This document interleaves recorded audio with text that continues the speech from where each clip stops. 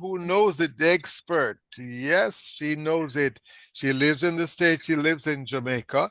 So if you miss this program each week, you're missing quite a bit. Make sure you listen to what Opal has to say. Good afternoon, Opal. How are you doing? Good afternoon, Vernon. Good afternoon to your wonderful listeners as well. I'm doing well, and I hope the same for you. Boy, lots of things happening. I gather that there have been the Trump administration has increased enforcement options, changes in visa policies, a potential shift in net migration. And the administration has been actively pursuing immigration enforcement with actions including increased deportations, visa denials, and scrutiny of green cards and visa holders. What's happening? Bring us up to date so we can be better prepared. There is a lot going on, Vernon, Yes. as you just basically listed out a few. One of the things is that we realize that there's been a back and forth going on with the administration now. Like what is it, last week or so? Yes. President Trump stated that, we're going to ease up on the farmers and the hotels and the Hmm. restaurants because a lot of people are saying, listen, we need these people. We don't really have a lot of Americans and permanent residents who are going to go out in But in the Opal, fields. Opal, they need to employ us as consultants. We discussed this before. We prophesied this. Right, because I mean, a lot of Americans were feeling the pinch. I mean, the Yes. restaurant industries were feeling it, the Mm. hotels, I mean, food. We need food to eat, and I mean, the crops are not being picked, and so Donald Trump had said, you know what, we're not going to do those raids. Let's hold up on the raids there. But guess what? Yes. Then it was a 180. He then said a few days after that, no, no, no, continue the raids. So right now I don't even know what to tell you because we're back on now. They're still going back for those raids. So the bottom line is no one is safe right now in the United States. I was about to say no immigrant is safe, but we also see where United States citizens have been picked up. Of course, later on when ICE does their due diligence and they do realize after the fact that Yes. these some of these people are in fact U.S. citizens, then of course they're then released after the fact, and of course and I think I spoke last week why this is happening is because of that mandate or the instructions given by this administration to see if they could meet that quota. It was like about what 3,000 arrests per day that they want to see happening, and Yes. so they're going to go after those soft ones, or I should say easier targets, Hmm. because we're seeing a lot of profiling going on. We're seeing a lot of, especially the brown people, because I mean I guess they're looking and said, okay, chances are, if you're Latino, for example, chances Hmm. are maybe you're not a U.S. citizen or legal permanent resident. That's what they believe. So it's easier to stop those people who are traveling in massive or traveling in vehicles and going after them. Of course, that is illegal. That is racial profiling. And so, Yes, I was just, I don't need you to tell me now. I've learned enough from you. I, Racial profiling. Yes. exactly. And that's the reason why, I mean, I cannot tell anybody, and I would never say, don't Yes. go show up to if you have a court proceeding or Hmm. you have an ICE check-in. But what I will tell you, chances are, if you're one of those who entered without inspection, for example, and you have a court appearance, you have a hearing, it's almost guaranteed that you're going to be detained.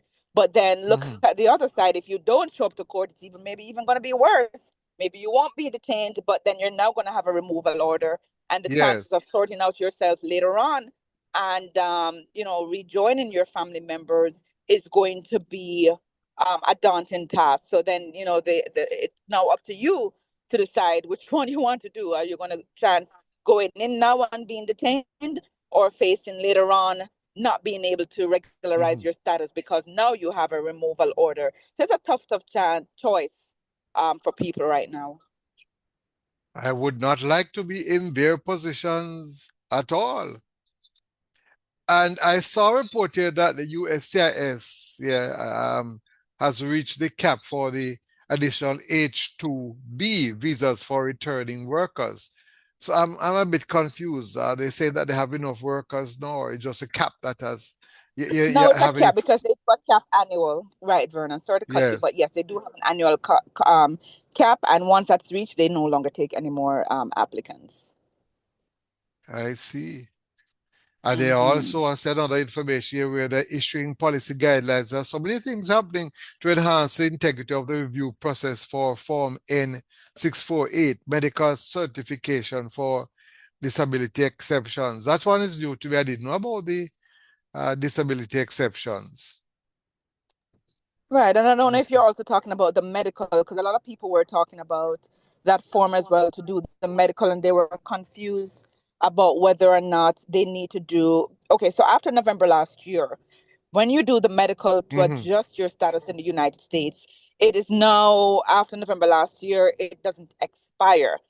But Mm-hmm. the thing is that what people need to understand is that even though it doesn't expire, let's say you do that adjusting, change from like a visitor to a green card holder, and you do the medical, even though it doesn't expire, let's say you withdraw that application or that application is denied and you have to submit a new application, Mm-hmm. even though you already did that other medical, you're going to have to do a new one because it's Wow. now a new application. Yes. So you're going to have to pay. And I mean, normally the medicals that we're talking about maybe 400 and something, 500 and something dollars. So don't think because the form itself, the medical form itself, had no expiration date. It now is you're going to have to do a new one if it's a new adjustment Mm-hmm. application that you're submitted. So the administration recently amended its instructions just to clarify that. We as immigration practitioners, we always knew this because we always knew that if you're going to submit a new application, that my client would have to submit a new Mm-hmm. medical. So I've always had my clients do that anyway. But I guess they're just trying to clarify since as of last year the medical doesn't expire. Before that, Vernon, the medical was only good for 2 years in the United States. Okay. So And you so got. on that front, if you right, so Mm-hmm. on that front, if you file before November, 2023, and you did your medical, and you're one of those who the medical expired after 2 years, and let's say you're coming up now for an interview for your adjustment for your green card, I would advise you to go ahead and update that medical, because if your medical is expired, you're not, chances are they're not going to give you that green card, and it's just going to be a delay because they will hold off on adjudicating your green card application until you have updated your medical. Okay. I feel they are talking about successes, but successes in terms of what you achieve, successes in, well, your success in one area can have a negative impact in another area. So we alluded to that before, that there's a decline in net migration, that there's a shrinking foreign born workforce, and I wonder, and that there are changes in the border. The flow of migrants has dropped significantly, but the smugglers are finding new ways to facilitate crossing. So that one is interesting. So you're keeping out those who probably is looking for a better life, but the real smugglers and the criminals, you can't beat them at all. That's interesting. That is true because people who are doing it the legal way, and that's why a lot of people, and that's why we see all these protests across the United Mhm. States, because prior to this administration coming Yes. into power, is that it was people are led to believe that they were going after criminals or people Criminals, who are doing yes, yes. illegal stuff. Exactly. But now we're seeing people who are doing the legal way, doing the right way, going to court to try and see the legal pathway how to regularize their status, because we call them soft targets. They're Hmm. the ones who are getting in trouble. They're the ones being detained. Whereas these smugglers and those, organized criminals, they're doing it the wrong way and whatever it is, and they are not getting, they're benefiting. They're going to be benefiting from this, and that's why this is so confusing to Hmm. so many people, because they're like, their loved ones are right. They're trying to do it the right way, and because they're doing it the right way, they're disclosing their addresses, their phone numbers, they're showing up to court, so they're easy targets. Then they're getting detained.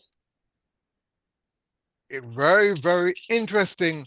And it is, I'm wondering what next? Because, no, I should wonder. I think we already know. We mentioned about the Americans in the past, who are, some of them are not willing to do the type of work or for the money that the migrants be willing to do. So after a while, they might be just like Canada, which is where they're having difficulties getting workers further up north. It's very, very cold. We might have the same problem with the United States. And well, we have seen it Well, that's already. why I'm shocked. I know, and that's why I was shocked when I saw President Trump back flipping and go and saying nope, continue the raids from of the farm workers. I was like a little bit confused. I'm like, wait a minute. I thought we wanted America to grow and the economy to grow. Yeah. And if we see the hotels and the restaurants and the farm being affected, Mhm. why are you backpedaling and still going after them? Who's going to do all these jobs? Well, I tell you what, I'm sure you never thought of it. We could probably do it online. Oh, you got Uh, jokes. I would like to see you doing some of those farm and picking those crops. On or are you gonna say we can make AI do it? Is that what you're gonna say? Uh-huh. you see, you're better than me. AI can probably do a better job. And say, well, let's pick that one. Oh, no, no, let's pick the other one. Oh wait, Well, let's not give them any ideas because you know the Elon Musks of this world will start doing the robots to go out there and do the picking of the crops. Oops, and maybe I shouldn't before say. you leave us, I have never seen anything like that before. What a short affair. Right. What has happened to him now? He's gone back to his business or he probably going to relocate to another country? No, he's right back to business as usual.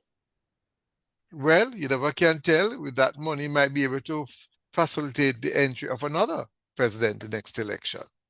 Never can tell.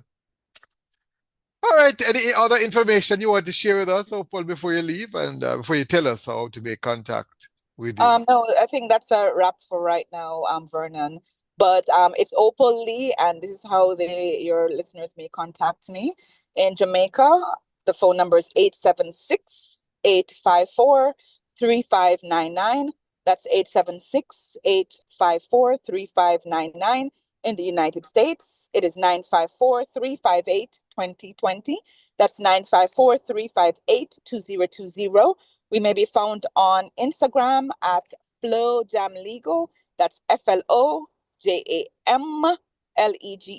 or our website www.flowjamlegal.com. Thanks, Vernon, and have a wonderful day. And this is not the time to panic, my good friends. This is a time to seek professional help. Thank you very much. Hopefully, have a wonderful day. You're listening to Spot On with Vernon Darby, coming to you live from Kingston, Jamaica, right here in the middle of the Caribbean Sea, where it's our little boat in Dalawa.